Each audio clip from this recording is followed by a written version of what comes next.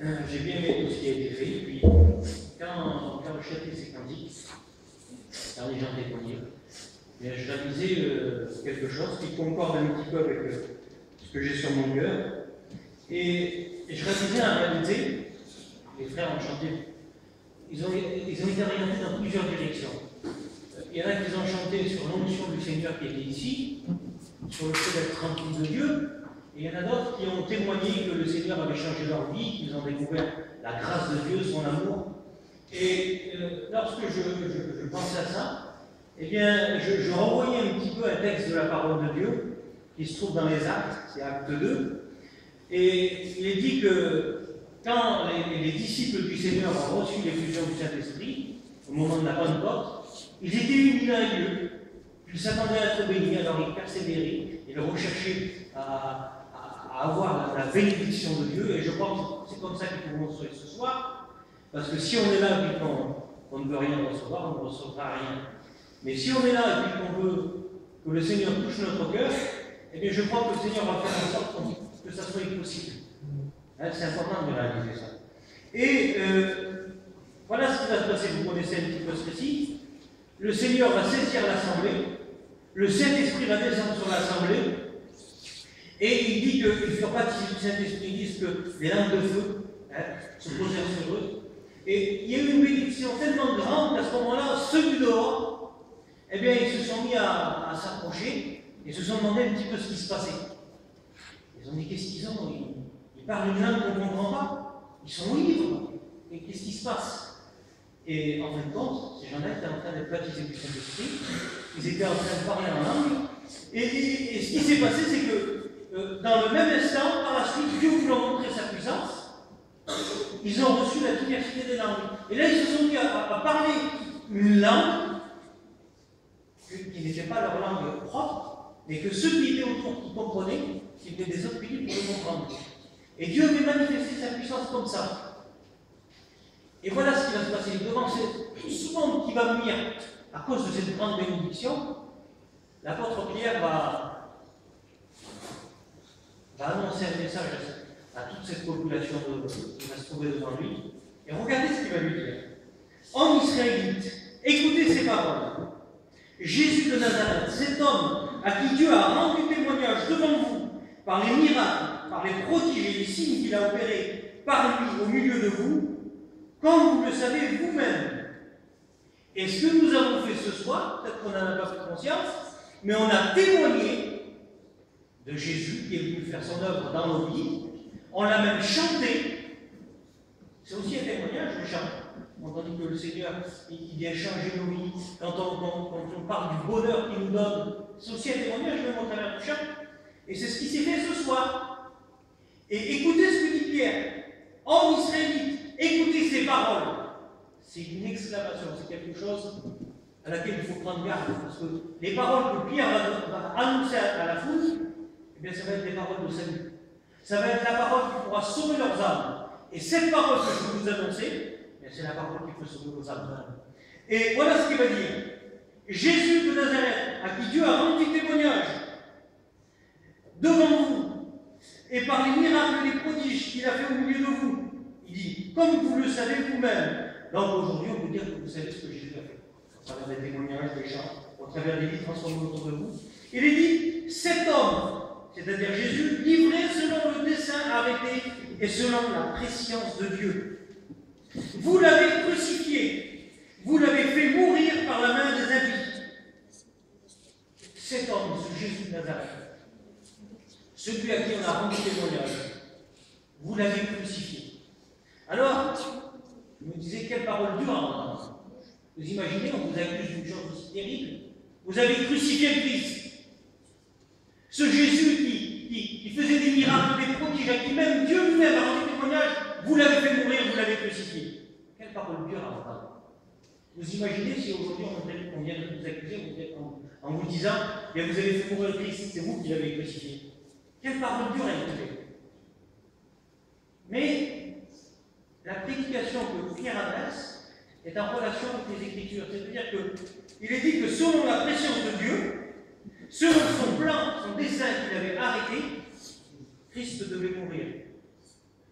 Et vous savez, en quelque sorte, même si ce soir je ne vous accuse pas d'avoir crucifié Jésus, il faudrait que vous sachiez que si Jésus est mort, c'est aussi à cause de vos péchés, à cause de mes péchés. J'ai une part de responsabilité à cause du péché dans le don de Christ, dans la mort que Christ a souffert. Et regardez ce qu'il est dit dans le livre d'Ésaïe au chapitre 53. Il est dit, regardez, cependant, ce sont nos souffrances qu'il a portées, au verset 4. C'est de nos douleurs qu'il s'est chargé, et nous l'avons considéré frappé, puni de Dieu et humilié, mais il était blessé pour nos péchés. Jésus n'a pas été crucifié pour un mal qu'il avait fait lui, comme les brigands qui étaient à côté de lui. Mais Jésus a donné sa vie, il a été crucifié à cause de nos péchés. Il a été brisé pour nos iniquités. Et le châtiment qui nous donne la paix est tombé sur nous. Pour que nous puissions avoir la paix ce soir, trouver la paix réellement, il a fallu que Jésus soit brisé. Que le châtiment du péché qu'on méritait retombe sur lui. Et regardez ce qu'il est dit. C'est par ces meurtrissures que nous sommes guéris. Guéris, oui, de nos maladies, mais surtout guéris du péché. De cette maladie incurable qui a touché l'homme. Cette maladie qui sépare l'homme de Dieu. Vous savez qu'à cause du péché, lorsqu'un homme ne veut pas se repentir, lorsqu'il prie le Seigneur mais qu'il ne veut pas se repentir, Dieu n'écoute pas sa prière. C'est une chose terrible, le péché. Le péché a pour salaire la mort, la séparation éternelle avec Dieu. Mais Dieu qui nous aimait, comme le dit tout à l'heure Boulan, car Dieu a tant aimé le monde, il nous a donné son Fils, afin qu'on puisse croire en lui, afin que tous ceux qui croient en lui, ne périssent pas, parce que Dieu ne veut pas qu'on périsse, et lui qu'on parvienne au salut, à la vie éternelle en Jésus-Christ. Et à cause de ça, Jésus est venu donner sa vie sur la croix du Calvaire. Il dit, nous étions errants comme des brebis. Chacun suivait sa propre voie.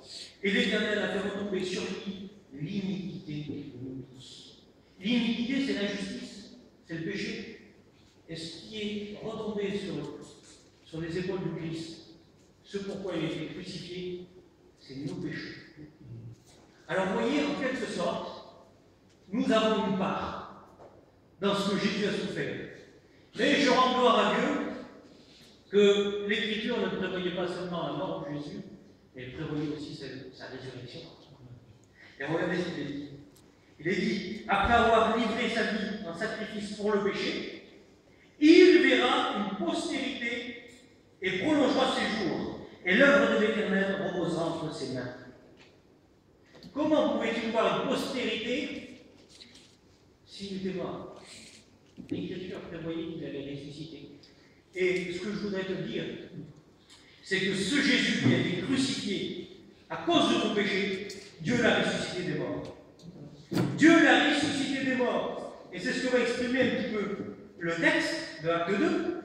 Il est dit que, regardez, Dieu l'a ressuscité des morts en le délivrant des liens de la mort, parce qu'il n'était pas possible qu'il soit retenu par elle. Les Écritures déjà avaient prophétisé qu'il ne pouvait pas rester mort, mais qu'il ressusciterait. Une des raisons pour laquelle Jésus ne pouvait pas être retenu par les liens de la mort. Et la deuxième raison, c'est parce que Jésus voulait nous sauver. Et sans sa résurrection, il n'avait pas pu nous sauver.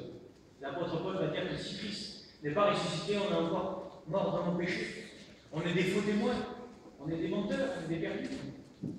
Et Jésus-Christ est ressuscité. Et vous savez, ce Christ qui est mort et qui est ressuscité, c'est celui qui est présent parmi nous. Et Jésus-Christ est le même hier, aujourd'hui et éternellement. Et Jésus-Christ, lorsqu'on lit sa parole, eh bien, il nous dit qu'il est avec nous tous les jours, jusqu'à la fin du monde. Mais ça, il y a une condition pour ça.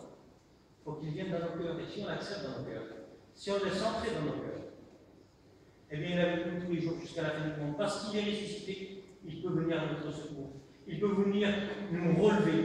Il peut nous délivrer. Il peut nous donner ça, même dans les moments difficiles. Vous savez, c'est une chose terrible. On ne réalise pas que les temps qu'on dit que c'est des temps difficiles. Est-ce que vous savez, les jeunes, je vous pose cette question, est-ce que vous savez qu'on est dans les derniers temps, que le Seigneur va bientôt revenir? Vous savez ça? Il faudrait que vous en preniez conscience de ça. On n'est pas maître de notre vie, ni de notre destin. et le Seigneur est celui qui veut sauver vos âmes. Alors voilà ce que va dire le texte.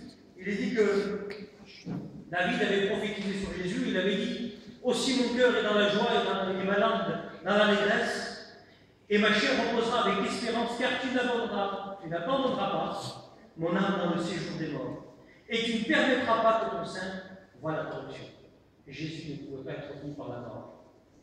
Et ce qui a fait qu'il n'a pas pu être retenu par la mort, c'est aussi son amour. Son amour pour nous. Alors voilà ce qui va se passer. Il est dit, ce Jésus que Dieu a ressuscité, nous en sommes tous témoins, élevés par la droite de Dieu. Il a reçu par le Père l'Esprit Saint qui avait été promis, et il l'a répandu comme vous le voyez et l'entendez. Vous voyez ce qui s'était passé qu'il a trouvé sur ce monde-là? Jésus avait donné sa vie. Non seulement il a donné sa vie, il est ressuscité, mais en plus, il a répandu sa bénédiction. Il a répandu son esprit. Il avait été élevé à la droite du Père. Lorsqu'on lit, regardez dans l'Épître aux Hébreux, hein, je prends juste un passage, Hébreux 5 et au verset 9, il est dit que, après avoir été élevé à la perfection, il est devenu pour tous ceux qui lui obéissent l'auteur d'un salut éternel. Voilà ce qu'a fait Jésus. Jésus a donné sa vie pour nos péchés.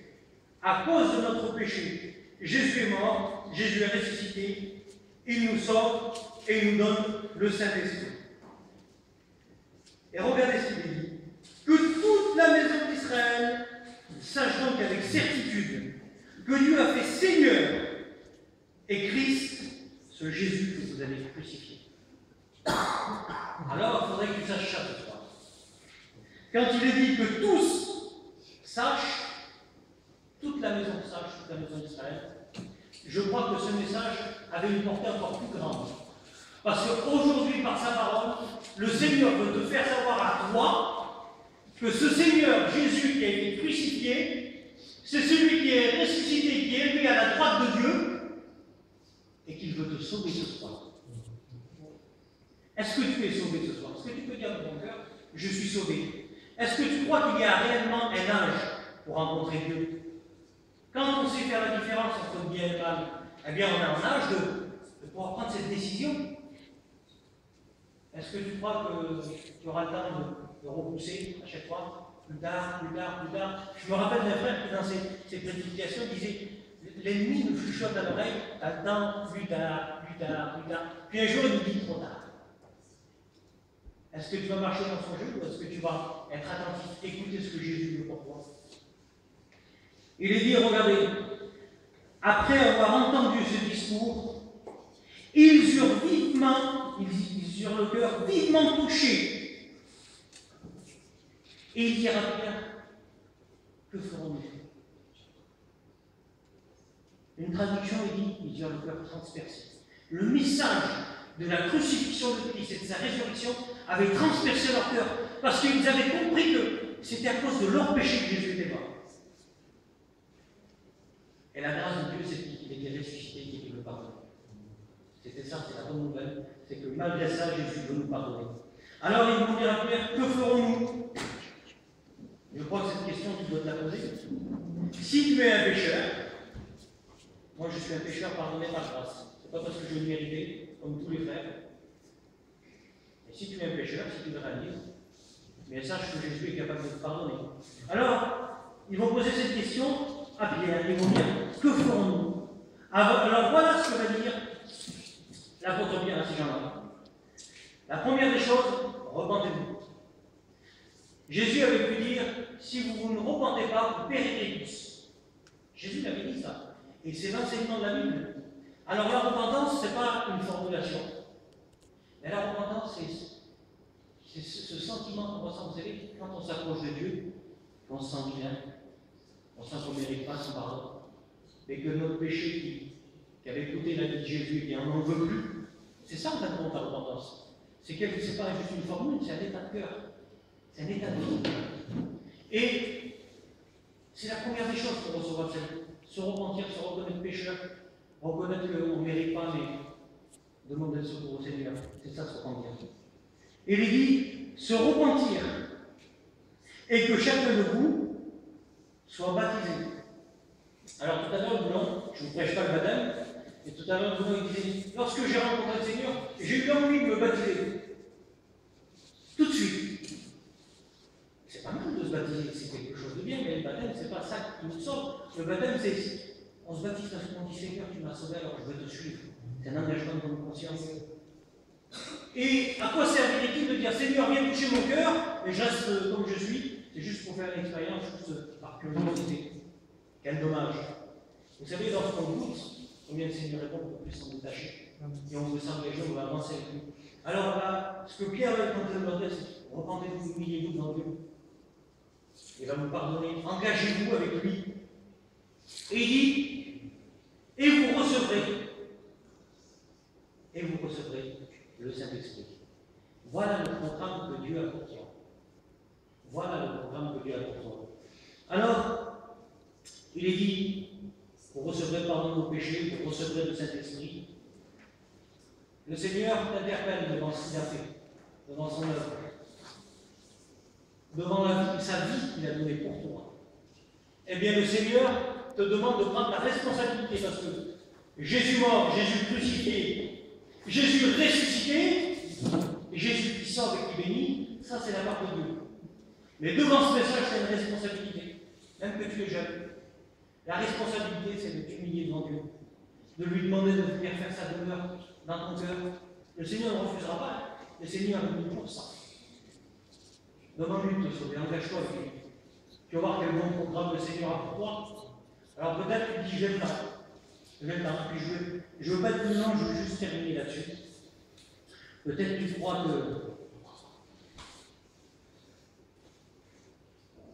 tu auras le temps. Écoutez ce qu'il dit. Dans les derniers jours, sache qu'il y aura des temps difficiles, car les hommes seront égoïstes, amis d'argent, fanfarons, hautains, blasphémateurs, rebelles à leurs parents, ingrats, irreligieux, insensibles, déloyaux, calomniateurs, intempérants, cruels, ennemis des hommes bien, traîtres, emportés, enflés d'orgueil, aimant le plaisir plus que Dieu. Alors quel rapport avec ce que je viens de vous dire?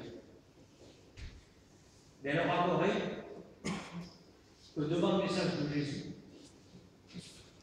ces hommes ont eu le cœur transpercé et ont voulu tout de suite faire une expérience avec Dieu. Et il est dit que dans les derniers jours, sache que les temps seront difficiles, ce seront d'aujourd'hui, et regardez comment on va être les hommes. Puis je me posais la question, je me suis dit, Seigneur, toutes ces choses dans une seule personne, c'est pas possible, ça serait trop. Et je suis passé. Je dirais, personne ne s'assirait à côté. Personne ne s'assirait à côté de lui. Mais je crois qu'au moins une de ces choses concerne une personne, une autre. Et ça, c'est la preuve qu'on vit dans les derniers jours. C'est la preuve que le monde influence les gens. C'est la preuve que le Seigneur revient. Alors ne soyez pas comme ceux qui suivent le trait de ce monde dans ces derniers jours, mais essayez de vous toucher par Jésus. Essayez de vous toucher par Jésus. Le Seigneur revient. Regardez ce que dit le livre de l'Apocalypse, et j'arrête là-dessus. Regardez ce que dit l'apôtre Jean lorsqu'il a écrit l'Apocalypse. Il dit, Jean aux églises, aux 7 églises qui sont en Asie, que la grâce et la paix vous soient données de la part de celui qui est Dieu, celui qui était, qui est venu, je veux dire Jésus, et celui qui vient. Jésus revient. Alors Jean va dire ça, et quand on lit plus loin, c'est Jésus qui parle dans l'Apocalypse. Et regardez ce qu'il dit au verset 8. Je suis l'alpha et l'oméga, dit le Seigneur, c'est-à-dire le premier et le dernier. Et il dit, celui qui est, celui qui était et qui vient, le Tout-Puissant. Vous savez, si Dieu a permis que ces paroles soient répétées à plusieurs reprises dans la parole de Dieu, c'est pour nous mettre en garde. Mettre en garde que le Seigneur revient. Mettre en garde que ceux qui n'auront pas voulu de lui, eh bien, c'est dur à dire, Seigneur. Et je condamne personne parce que si moi demain je lâche la main du Seigneur, je serai perdu. Mais ceux qui ne veulent pas du Seigneur ne sont pas bénéficiaires d'un salut éternel. Ils n'ont pas de salut. Et qu'est-ce que ça veut dire, avoir de salut? Ça Ça veut dire pas être sauvé, pas être délivré, pas être secouru. Alors ce soir, le Seigneur a un bon programme pour toi. Il veut être ton Seigneur. Il veut te dire combien il t'aime au travers de ce qu'il a souffert pour toi. Il veut te dire qu'il est capable de soutenir ta vie, de t'entourer de ses mains d'amour, de te secourir tous les jours parce qu'il est ressuscité. Et il veut te faire connaître sa gloire, te remplir du Saint-Esprit. Est-ce que tu le veux, ça? Ça, c'est une bonne question. Devant la parole de Dieu, il faut se poser des questions. Est-ce que je veux? Est-ce que je ne veux pas? Est-ce que Seigneur, tu peux? Oui, Seigneur, il peut le faire. Le Seigneur, il peut le faire. Alors, je voudrais qu'on arrête sur ces quelques paroles. J'essaie de ne pas être trop long. Et je voudrais qu'on prie le Seigneur. Et puis, dans vos cœurs, si vous avez entendu la parole, eh bien, faites un examen de vous-même et demandez au Seigneur de faire quelque chose. Vous verrez qu'il le fera. On prie le Seigneur.